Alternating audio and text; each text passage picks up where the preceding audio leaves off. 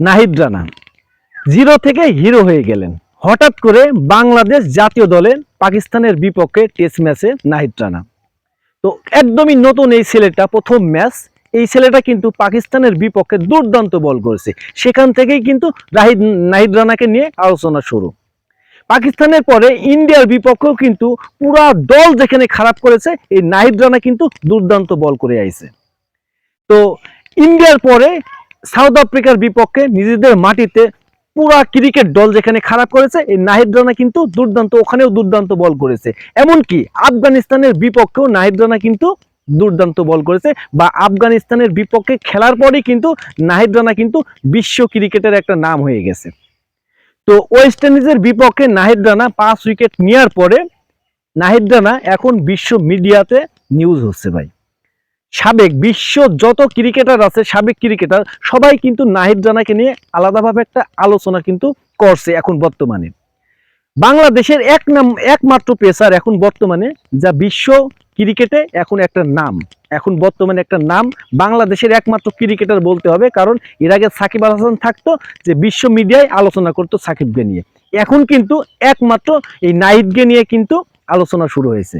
কিন্তু নাহিদের ভাই অল্প কয়েকটা ম্যাচ খেলেছে, মাত্র কয়েকটা ম্যাচ খেলেছে, এই নাহিদকে নিয়ে কিন্তু অনেক আলোচনা শুরু হয়ে গেছে। আর আলোচনার মেন যেটা আলোচনার কাহিনী, মানে যেটা নিয়ে আলোচনা করছে, সেটা হচ্ছে নাহিদের গতি নিয়ে। আসলে নাহিদ একমাত্র বলার, 6টা বল করলেই 5টাতেই 150 গতি দিতে পারে, বা বল করলেই, বল ফেললেই 140-এর উপর গতি থাকে। সেই জন্যই কিন্তু বিশ্বে যত সাবেক ক্রিকেটার আছে তারা কিন্তু নাহিদকে ফলো করছে, বা নাহিদের এই খেলার যে বল করার যে ধরনটা, তারা কিন্তু সবাই মুগ্ধ হয়ে গেছে। সেই জন্যই কিন্তু বিশ্বের যত সাবেক ক্রিকেটার আছে সবাই কিন্তু নাহিদকে নিয়ে অনেক আলোচনা করছে। তো এই ক্রিকেটারটা হঠাৎ করেই দলে, তারপরেই কিন্তু একদমই আলোচনায়, এমন একটা আলোচনায় যে নাহিদ রানার জন্য কিন্তু এটা বিশাল একটা সুযোগ সুবিধা হয়ে গেছে। একদম জাতীয় দলের জায়গাটা নাহিদ রানা কিন্তু পাকা করে ফেলেছে অলরেডি ভাবে।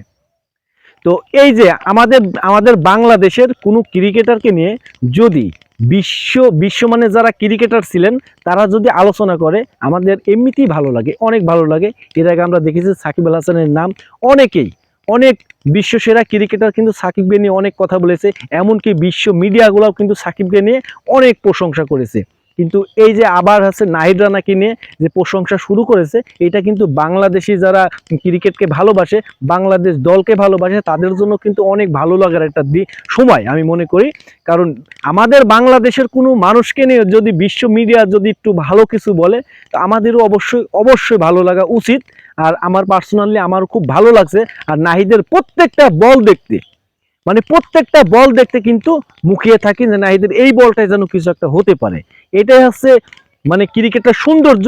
আর এমন প্লেয়ার দলে থাকলে আলাদাভাবে প্রত্যেকটা দলে আলাদাভাবে সম্মানও কিন্তু দেয়।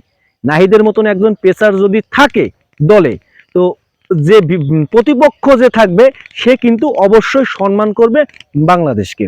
তো নাহিদ রানা হঠাৎ করে দলে এসে যে চমকটা দিয়েছে, দুর্দান্ত ছিল। এমন নাহিদ রানা কিন্তু বাংলাদেশে কিন্তু অনেকেই আছে ভাই, অনেক আছে, যেগুলা বিসিবির নজরেও নাই। অনেক আছে বাংলাদেশে নাহিদের মতন পেসার বোলিং, কিন্তু বিসিবি আসলে তাদের সেই যত্নটা রাখে না। সেই জন্যই কিন্তু সেই সব বোলিংগুলা আসলে উঠে আসতে পারে না। যাই হোক, নাহিদ রানা আমাদের বাংলাদেশের জন্য সেই একটা হয়ে আসছে। কারণ বাংলাদেশের যে পরিস্থিতি, এই পরিস্থিতিতে নাহিদ রানার মতন একজন পেসার পেয়েছে, বাংলাদেশ হয়তোবা এগিয়ে যাবে, বাংলাদেশ ক্রিকেটটা। আর অবশ্যই দোয়া তো থাকবেই নাহিদের মতন যেন আরও ক্রিকেটার বাংলাদেশ দলে যুক্ত হয়, এই আশা থাকবে।